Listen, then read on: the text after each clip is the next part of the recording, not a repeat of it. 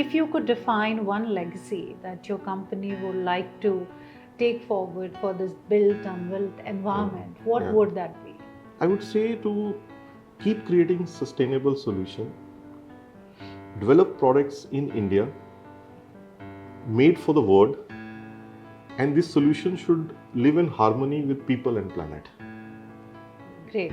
Light is not about light only. Actually, light is about dark spaces. Correct. Which is a very interesting conversation actually. Yeah. Because when you are particularly doing, say, landscape, you are creating an ambience. Absolutely. You go to any resort, you don't want it to be overlit. You want to relax and enjoy there. Yeah. You don't want bright light shining on your eyes. If you are producing aluminium afresh, or you are actually recycling the aluminium, so by recycling, you save 95% of your energy consumption. Oh, that's interesting. Yeah, it's a huge saving. Yeah. It's a huge saving.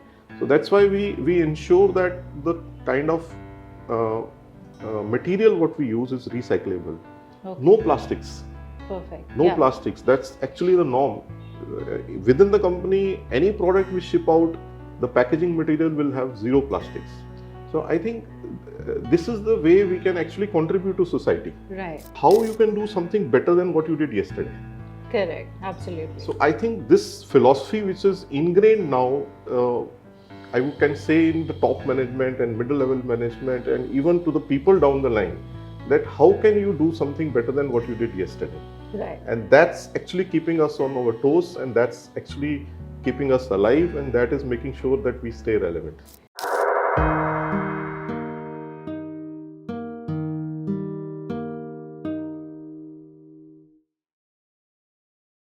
Good morning, everyone. Today we have Mr. Jasminder Singh, who heads K-Lite, and who else can give us a lot of insights about lighting. So we are in the interesting conversation today. He has a background of engineering and marketing. So let's get into the conversation and see how it goes. I'm sure you guys are excited. So with that, welcome to this conversation. Thank you very much. Thank you very much for having me here. Thank you. Great. So without doing much, should we just go into the conversation, because I'm really excited and to see, talking about K-Lite, what really is the philosophy and how K-Lite evolved over the period of time? Okay. See, K-Lite is in this business for almost more than 4 decades. And over a period of time, we have actually understood the market and grown with the market. Right. We have seen the evolution of lighting industry. As you can understand, for past 45 years, the industry itself has changed a lot. I can go back to mercury vapor lamps or HID lamps, which is like, metal light or sodium vapors, and now energy efficient lamp. And during this journey, K-Lite has actually remained relevant. So this was a very big task for us, and we could actually achieve this task by investing in infrastructure, investing in innovation, because these are two very strong pillars which actually made sure that company stayed relevant till date. Right. So I think it's a very, I would say, rewarding journey, enriching journey, and it's like a very continuous journey of learning for us. Right. And at K-Lite, we always say that, of course, you have to look at competition, you have to look at how industry is evolving. But very important point is that how you can do something better than what you did yesterday. Correct. Absolutely. So I think this philosophy which is ingrained now, I can say in the top management and middle level management and even to the people down the line, that how can you do something better than what you did yesterday.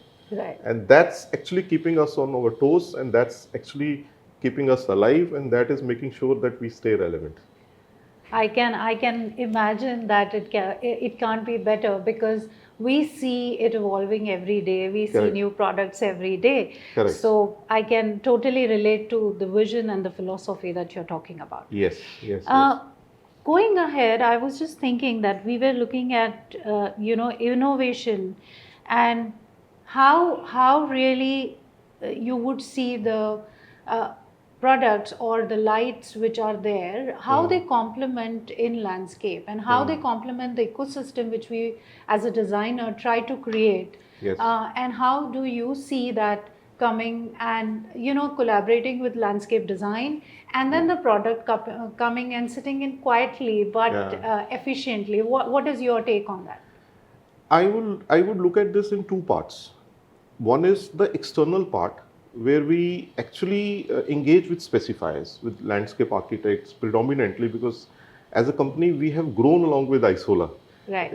I can relate 25, 20 years or 15 years back, the interaction with the external environment was very crucial for us, which means that if you want to stay relevant, you have to understand what is the need, and then you kind of modulate yourself or make products to suit that need, so that we are actually flowing along with your design intent or design language. So this I would actually put as an external part. Internal is also very crucial, because as I mentioned that if we need to stay relevant, we actually need to invest in innovation, we actually need to invest in infrastructure. Yeah. And that's what as a company we have been doing over years. Fortunately, we have grown to a size now, we're close to 750 to 800 employees, 50% women, 50% women, and we're very proud of that. You will find that even our maintenance head is a woman. Interesting. Right? And it keeps us, very resilient. Right. It keeps us very grounded, because Yeah. when we work in that kind of environment internally, so it is very important for growth of the company. So coming back to this internal part, we invest heavily in product innovation, Right. manufacturing excellence, how we can increase the productivity. In fact, every 3 months, I can say, you will find new infrastructure being created, new machines being created, technologies being upgraded. Right. And that has ensured that as a company, we have stayed relevant, and we also keep contributing to the projects by giving something new in terms of solutions. Right. Because we don't talk about products. It's like when you are working with the specifiers, you're talking for solution. Right. So that way, I would say that, both this external part and the internal part, they work in cohesion to ensure that we stay relevant and we stay always ahead of the game. Right, got it. So, talking about, how you mentioned about how you are upkeeping always with, ahead of time, and you are making sure that the products are sustainable, you're addressing those issues.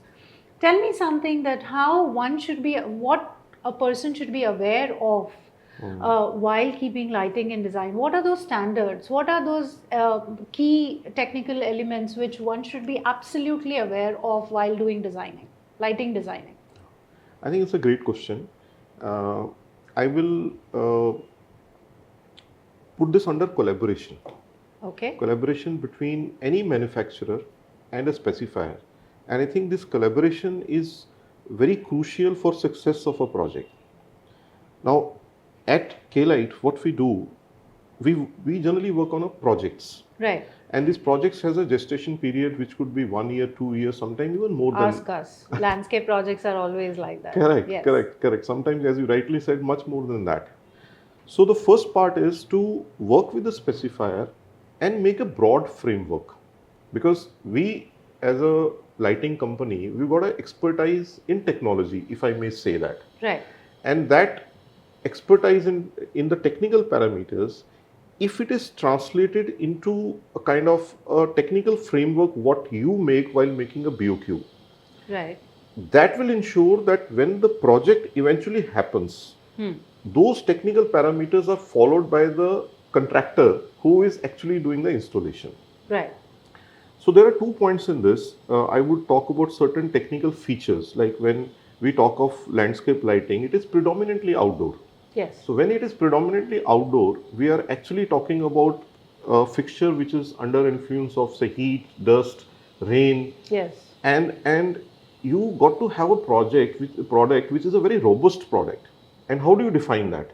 If we break it down into the way you can actually put it as a part of specs, like I would advise that you should make a specs which is generic, so that it's not a particular company specific, Yeah. It should be generic specs so that you can actually put a competition also on the table, because competition brings out the best. Yeah.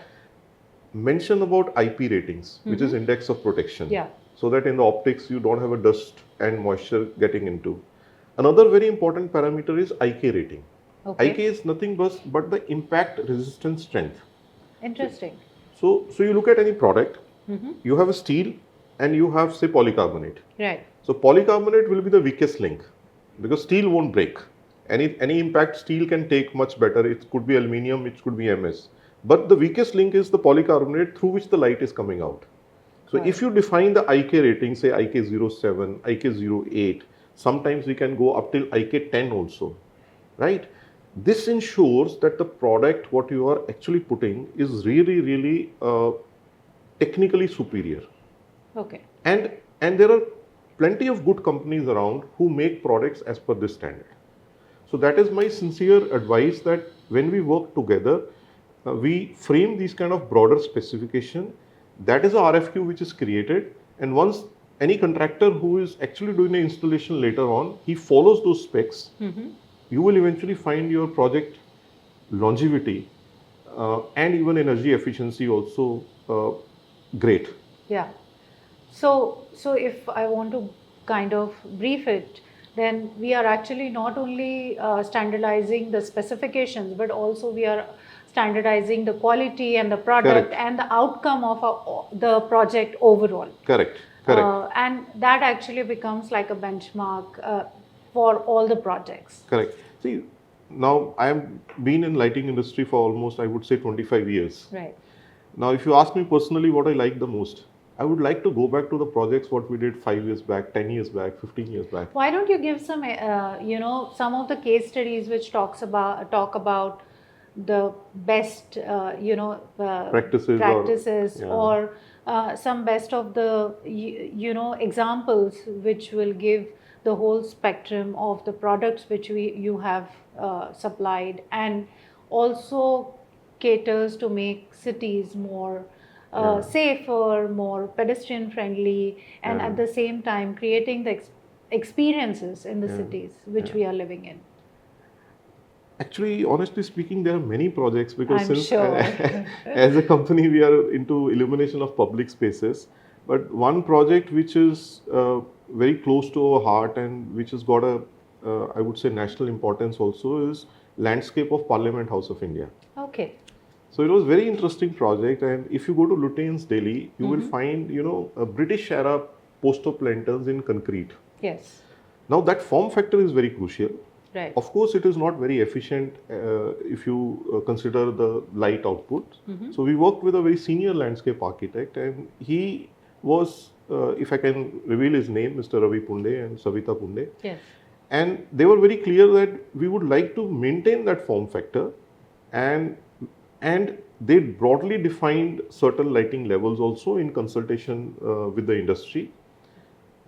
And we were given time to produce the sample, because this is a kind of a project where you have to create something unique, and probably that uniqueness might stay forever for that project. Right. We may not be able to actually replicate that somewhere else. It took us 6 to 7 weeks time, and it was like the work happened in very close collaboration with the specifier, because time was not our friend that time. We put up first sample, and it was a pole and fixture together. And I think in the first instance itself, it went through. Okay. So we created something which is very close to the form factor which was there. And I remember this was last year, so the timelines were very stringent, because Lok Sabha was supposed to start, the new session was about to begin. And as a company, our management was very clear that in this kind of project, it should be Indian company. It was not in our head at that time. We were fighting, a lot of Indian companies were fighting. And it was there that it should be Indian company. That was a driving factor for us. But fortunately, it became K-Lite, which was like icing on the cake. And it came out pretty well. We supplied well before time.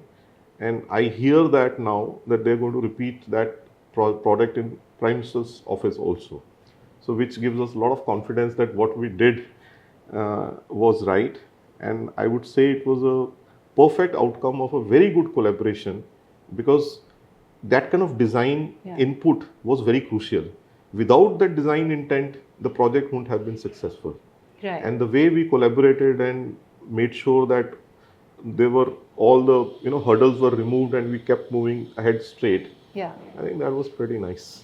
It's a very good example, I must say, because it's very important today for the market to understand that we have to join hands together to get the best outcome. True. And the whole idea of collaboration is such that many times we actually mistake it for coexistence. I keep saying that, but this is an absolute amazing example where design and product came together to the best of its abilities. Correct. Great, congratulations Thank on you. that to Thank you very and much. also the design team, and I'm very happy for that. So, talking about sustainability and responsibility in our cities, I just wanted to know, what does your company contribute to reducing carbon footprint, conserving resources, and how do you see this and adopting economically updated products at the same time? Correct. It's a balance which you have to find. Correct. But what would be your take on that? See, my first point is that sustainability is not a trend, it is a necessity right now. Absolutely, I second that. Yeah.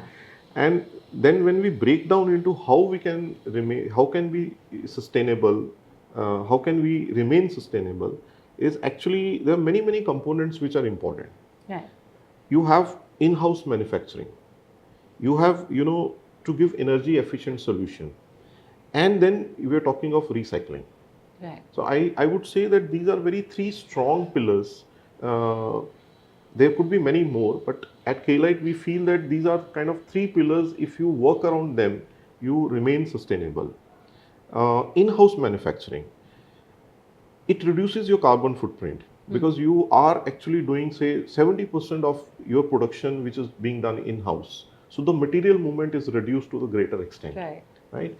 So that ensures that your carbon footprint is less. Then second part is energy efficiency. Now that's a field which is I would say that it's you, like I mentioned, that you have to do something better than yesterday what you did. So same thing applies here. Look at how we have improved the energy efficiency over a period of, say, 2 decades. We started from sodium vapor, where we were using 250 watt lamps. Now that 250 watt, what output we were getting, in fact now we can actually live with 120 watts. But it does not mean that you can't improve from here. Right. You may not be making a quantum jump, but you will be making definitely a marginal jumps now by increasing the efficiency of LEDs. Right. We are talking about probably few years back 120 lumen per watt. Now we are talking 150 lumen per watt. And as an industry, if I look at chip manufacturers, they are talking about 220, 230, 240 lumen per watt, which is like the future. Right. So this is I would say energy efficiency achievement is a journey. It's a continuous journey. Right. And third part is your recyclable materials. If you look at our products, most of them you will find aluminium. It's a metal which can be easily recycled. In fact, I was studying somewhere that if you are producing aluminium afresh, or you are actually recycling the aluminium, so by recycling you save 95% of your energy consumption. Oh, that's interesting. It's a huge saving. Yeah. It's a huge saving. So that's why we ensure that the kind of material what we use is recyclable. Okay. No plastics. Perfect. No plastics. That's actually the norm. Within the company, any product we ship out, the packaging material will have zero plastics. So I think this is the way we can actually contribute to society. Right. Because these are very important step which we do, and if this becomes a part of your daily routine, then routine sets you free. Correct. So it happens naturally because it's like part of your process now. Yeah, it's part of your DNA. It's part of our DNA, and we try to keep it that way. Right, that's right. That's interesting, but that leads to me just to ask you a question, that what happens if a client wants to really get rid of few of their already installed products and they want to replace it, does that go into recycling as well or not really? How does that work? It can, because see, suppose you take a bollard. Yeah. Now bollard has got aluminium. Now what is the failure of that? Why it has failed? You have to do the analysis. Is this because of LED, right? Is it because of a driver, or is it because of a material? Right. And in any of these cases, you can actually reuse, recycle. Got it. Yeah. Because if it's a aluminium, you can very well use it again. Why not? Because we have a process like you have a bollard which is say, or a pole which is non-functional for any reason, but you can look at which component is workable or reusable, and then use that and add on other components. And we do it actually. We have actually created a service department. Okay. During COVID, this came up to us, and we created a team of service people pan India, and we go to the projects to ensure that we see where is the problem coming, and if the life is say 10 years or 8 years, by doing a minimal intervention, how we can jack up the life further. Oh, that's very interesting, and it's quite helpful also, because I think nowadays when everybody wants to upgrade many times, there are situations maybe that lights maybe are not working and want to recycle, and that's a very good insight, and I'm sure it's going to help a lot of them out there in the market. In fact, if I can add one more point here, this is also this interaction post supply. At K-Lite, we feel is very, very important, because it has led to many innovations. Right. Because we feel that this is a problem which is persisting at some site, and then we see across India, we spread out that this is a problem which is common, and it is like, if we make some design change, and because of that design change, if we can arrest that problem, why not? Absolutely. So that leads to innovation. Yeah. I think that I can see the the circle and the cycle which you are looking at. True. And also it's always going back to your vision and philosophy, which is commendable. That's interesting. You also spoke about having women as one of the key I can say maybe the stakeholders in your company, if I may say so. We were looking at how do you engage with local communities, craftsmen, and supply chain to strengthen social industry in this market? As I mentioned that 50% of workforce is women. Our CEO, her, Sharmila Kumbhat. Yes. So she is a driving force behind this company now, which is started by her father, Mr. Dilip Kumbhat, and both of them are very, very actively involved in the business. It brings a certain having a woman in business or women in lighting. In lighting, there's a specific group actually, women in lighting, and I'm pleased to see members swelling every month, and it brings certain maturity, certain resilience in the system. That is one. Second is we actually engage in developing the skills. Right. Like, since being a manufacturing organization, things keep evolving. As I mentioned, the technical shifts happening. Right. So we kind of reskill, retrain our people. Right. So that keeps them motivated, and I'm proud to say that people working with us are maybe 15 years old, 20 years old. We're able to retain people because we actually train them. Right. We involve in education also a lot, because that's another way of giving back to community. You will have people visiting us, students visiting us. We are going to their campuses for educating them.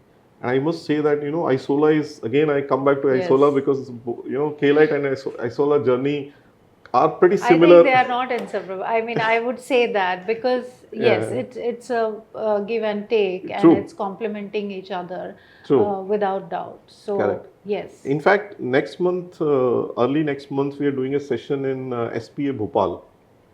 And we got to invite there, and we're doing a session to educate the budding landscape architects about, basics of lighting and some advanced versions of lighting, how they can, make sure that when they design a project, in that design language itself, in their design language itself, they should build in, the lighting concepts. Right. So we try to educate, which is, I would say, our way of engaging Right. with the landscape fraternity. Yes, yes. No, I totally relate to that because myself being into the academics, Hanji. I understand what you are trying to say, and it definitely our whole intention is to have the seamless collaborations and make design more resilient, and not a single element stands out like it is not part of the design. Correct. And that's the whole idea of even we are having this conversation today. Correct. Moving to the next question, we were looking at that. What long-term vision do you hold for your role in addressing global challenges like climate change, water scarcity, and so on? So, and even for that matter, light pollution. Because nowadays I feel that lighting is no more just the safety. True. It's gone much more beyond that. We are talking about biophilic lighting nowadays. Correct. So how K-Lite is responding to all these aspects and design in terms of design? So I think this is kind of a part of a innovation or an evolution process of K-Lite, that we really need to work on softer elements. Now, softer elements, I would say, is your safety, your well-being. Yeah. Right? So these are two very important parameters, like you're talking about dark sky compliance. Right. So this needs that you constantly see what is the need. Yeah. And if I specifically talk about dark sky, now it is very crucial actually, because it creates a light pollution. Right. It creates a light pollution, and there is a term called ULOR, upward light output ratio. Yes. So that should be zero.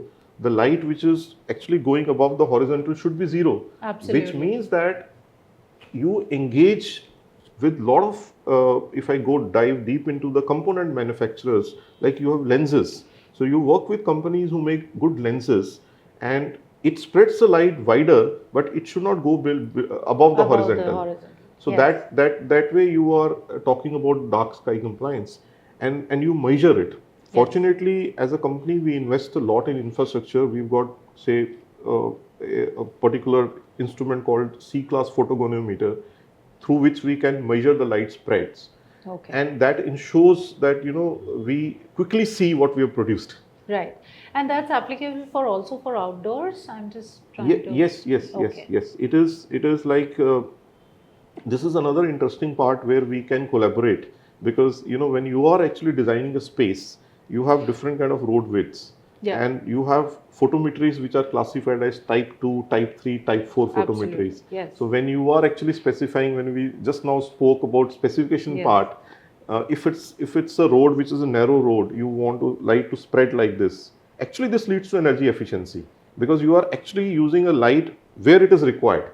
Yes. And in case your road is wide, then you get into forward throw, which is type 3, and then type 4. Yes. And that actually leads to energy efficiency. And you are not wasting light where it is not required. Correct. And I think most of us are going towards that direction of lot of improvement. And I see, as I mentioned, that for past 25 years I'm in lighting industry, and I really see a lot of progress happening. And it's like, you are expert in one field, you are expert in another field, but when the expert collaborate, something good is going to come out. Absolutely. And that's what is happening. And I see that in future also it's happening more, because these kind of events, what we do, actually create a lot of awareness. Yes. We listen, we see what other guys' perspective is, then we go back, we think about it, and then we create something. Right. Creation happens like this. Yes. No, I second that, because I remember one conversation with your team member about IGBC requirement. Yes. And there are been quite strong mandates. Which we also think are good with respect to uplighters. And then in reciprocation we got to know that there can be other fixtures which can be used, and that conversation was so intriguing because it actually gave a new birth to the whole experience. Yes. And if I may say that few years back, maybe the industry wanted no dark spot. But now I think slowly people are able to understand that as long as I'm able to see the next light of source, Yes. I'm good to go. Yes. It's not like literally every spot to be light is with not high about potential. light is not Yes. about light only. Actually, light is about dark spaces. Correct. Which is a very interesting conversation actually. Yeah. Because when you are particularly doing, say, landscape, you are creating an ambience. Absolutely. You go to any resort, you don't want it to be overlit. You want to relax and enjoy there. Yeah. You don't want bright light shining on your eyes. Yeah. When you go to hotels, you have to create an ambience there. So Yeah. light illumination, I would say, is about both dark and bright spaces. This is very, very interesting subject. Good. And I see this discussion on this subject actually is gaining ground. Yes. And a lot of people talking about it in a right manner. And a lot of people understanding it in a right manner. Correct. That subtle change in the mindset is slowly, getting into the industry. Correct. And that is also bringing in a lot of change, not only in design, but also, I'm sure, in the products, what we are getting it from you. Yeah. Yeah. Correct. So, great. So, I think with that, we were looking at how do you foresee collaboration between manufacturers and landscape architecture evolving in the coming days?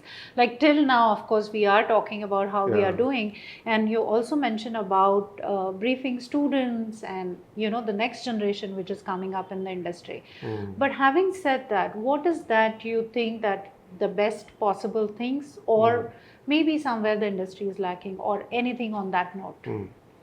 See, for any industry, it is very important for them to understand the application to be successful. Right. Because you can't nowadays work in silos. Absolutely. If you look I agree.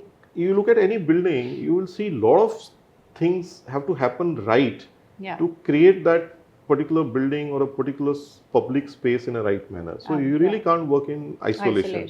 One has to understand other guy's perspective professionally and then adapt accordingly so that overall project is created in a nice manner.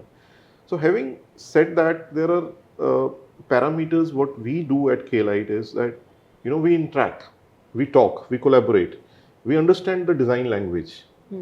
Many people come to us saying that I don't need high poles because that will obstruct my building view. I want a certain height. Yeah. And then we design optics, which is a forward throw optics, so that your illumination is proper, but yet we explain to them that you will have, a kind of not a very uniform lighting, and they say we are happy with that. Yeah. We want that, but this is kind of mandatory for us. We have also created a cell, which we call as innovation cell or an innovation desk in our laboratory, in our R&D center, where we invite landscape architects, where we invite consultants or users to come and interact.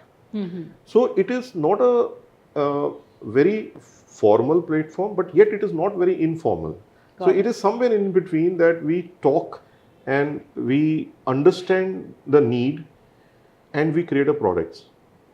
And I'm very proud to say that here now at K-Lite, we have close to 2000 plus products which we have created by using this process of collaboration. And I see that in past 5 to 10 years, it has actually increased manifold. That is why we got into formalizing this, and we work with a lot of designers now, and those designers create our products. Right. Because they know what is required for a project, and they can even perceive that this is going to come down the line. And believe me, it's not only on a domestic platform. We've started working on these projects on an international platform also. That's great. Yeah. Because that's one of our kind of now, I would say, going forward, our dream that it's like an Indian brand. We should take this brand globally. Oh, absolutely. We should. We must actually. Yeah, so it's like make in India concept, and it should be recognized globally. So we've been doing a lot of exhibitions lately.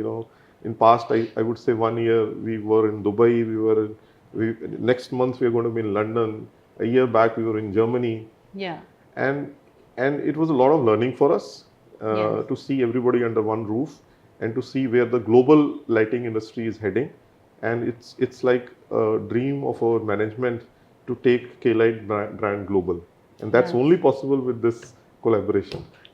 I bet that. So, coming towards the end of our conversation, if you could define one legacy that your company would like to take forward for this built unbuilt environment, what Yeah. would that be? I would say to keep creating sustainable solution, develop products in India, made for the world, and this solution should live in harmony with people and planet. Great. So Great. this is what we see and we would like to work towards, and this is a path we've chosen to tread on. Great. This is so enlightening. And I must say that this conversation, I enjoyed it so much. And I am sure that so does our viewers will. What I would like to conclude it here is that we are quite fascinated with the way you are looking at the market, trying to come up with new solutions every time when the designer comes to you. You are trying to learn from that and give a product which will in which will which will only complement the design. True, true. So what else can we ask in our growing Indian market, right? So thank you so much for the contribution. Thank you for this time, and thank you for the insights which you have shared today. Thank you very much for having me here, and it was really a very, very enlightening conversation.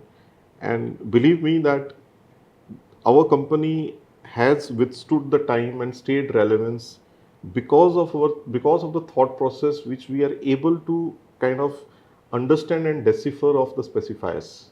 Right. And we would love to continue this journey in the similar fashion to grow further together in the market.